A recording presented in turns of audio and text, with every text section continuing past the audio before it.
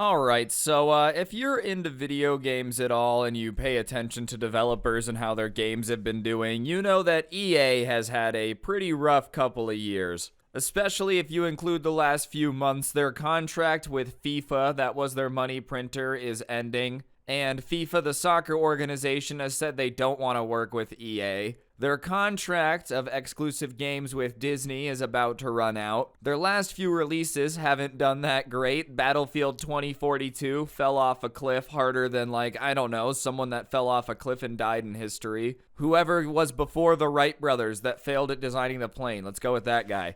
And because they're losing the license to the Star Wars games, the entire studio is just not in a very good position. And I guess the way that they think they're going to get out of that is by convincing someone to give a bunch of money to the company to buy them. EA reportedly looking for merger after Microsoft Activision Blizzard deal. I think this is a good situation for EA to be in if they are trying to convince someone to buy them, just because a lot of major companies have apparently been saying they want to get into gaming. Netflix has said they want to get into it. Basically, every company has a small gaming division. And I think if you're a huge powerhouse of a company, buying EA is a great way to get a developer studio that has a ton of experience and a few great titles that you could use as a base for what you're going to do. I mean, obviously, the last Battlefield was absolutely garbage. There's really nothing I can say to defend that hunk of crap. That being said, the franchise itself does have value. If they manage to come out with a really great Battlefield, I think people would play it. If they came out with something similar to Battlefield 4 in terms of quality, but with like a modern engine, people would play the crap out of that game. The one thing that would be really off-putting to me if I was someone attempting to buy EA, though, and I'm not in charge of a company that has that type of cash, is why do they always lose their exclusivity deals? That's what's a little bit frustrating and scary to me. Something's clearly up with their business department if every time they get a huge contract, when the contract runs up, they're like, I mean, FIFA is a video game that literally prints money. It literally prints money. The fact that they're willing to walk away from the contract with EA when it's up and not re-sign it should tell everyone that they can't be that great to work with. Because why would FIFA give up the money printer to go work with other studios when what they're doing with EA currently works in terms of making money? Yeah, people make fun of it for being the same game every year, but people were buying the same game every year. I think Disney is obviously very frustrated with EA because the Star Wars game should have been a slam dunk. Like, that should have just been the easiest game of all time to make successful, and somehow EA couldn't do it. I'm not saying every game that EA released for Star Wars was horrible, but compared to what they should have been able to do, come on. Imagine if they give Activision the rights for COD and we get rights for Star Wars, sorry, and we get a Star Wars COD? I mean, come on, that would have been sick. Why didn't we get something that cool? EA is in the midst of some massive changes at the moment. Not only is their exclusivity deal with FIFA coming to an end this year, but their exclusivity deal with Disney expires in 2023 and isn't being renewed. However, according to Dylan Byers of Puck, the company has also been shopping around for a merger. I think one of the companies that it would make the most sense to acquire EA is any of the companies that have a streaming service, just because I think if you ever wanted to do like game streaming, which a lot of people have said they do, Netflix is getting into it. Buying EA comes with a huge backlog. You can say, oh, if you buy our Game Pass, you get XXX amount of games. I think a lot of the value in EA isn't necessarily in what they've got popping in the future, but in the stuff that they've already done, which is not the greatest thing to hear. But I mean, let's be honest, what's more likely? EA coming out of nowhere, managing to reverse all the stupid decisions that they've been making for the last 10 years? Or them continuing to be the company that can't get it together and you only being able to get value off of all the good games they already made? Maybe with new ownership, they could really turn it around, but EA is one of those gaming companies that, in my opinion, has been on the slide to irrelevancy for quite a while. I don't know what happens with game companies, but it seems like once they hit a certain level of success,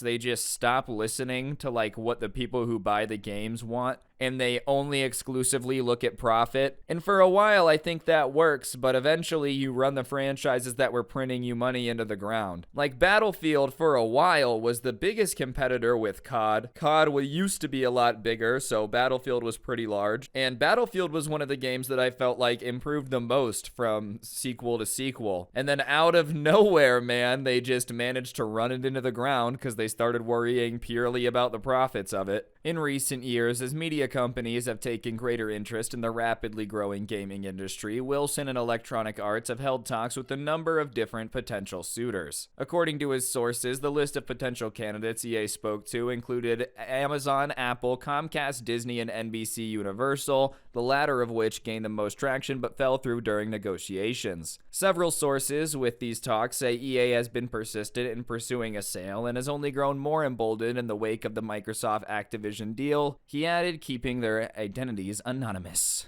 I mean, I think Microsoft bought Blizzard Activision mainly because the company's going through it. They keep getting sued like 9 times a week, and obviously if they can buy it right now, the value is way, way down from where it could be if they could have just ran the company in a good way and not been scumbags. I don't think it necessarily signifies a giant gold rush. I know Sony went out and bought a game developer as well. I think that was just to kind of get some publicity about remaining competitive. Like I said, it makes sense that these are some of the companies they were talking to. Apple, obviously, as Apple TV, they might be interested in getting into it. Disney, they've worked with them, which is why it's even extra funny that Disney said no. They were like, no, we're really familiar with how you guys make games. No, thank you. We're not trying to partner up. NBC also makes sense. I'm not surprised that there were negotiations there. I just think overall, when you start to look at EA and where they were 5 years ago compared to now, I'm sure the price they were asking for did not make sense. They've really ran a lot of their popular franchises into the ground, and when you start looking at the fact that they're losing all their exclusivity deals with huge franchises, it doesn't necessarily make you more confident about buying them. You know, Disney, as much as most of their games aren't incredible, they do make a lot of money. Every time a Pixar movie comes out and that video game releases, I'm sure it makes a couple million. Every time a Star Wars game releases, all that stuff, the Marvel games, I'm not necessarily sure if that's all the same contract, but either way, if you look at all of that, take that away, you take away FIFA, and if FIFA ends up leaving EA and making a better game with a different company that is even more popular, then you start to really get nervous because the last thing you want is all of the other sports franchises to leave EA. Yeah.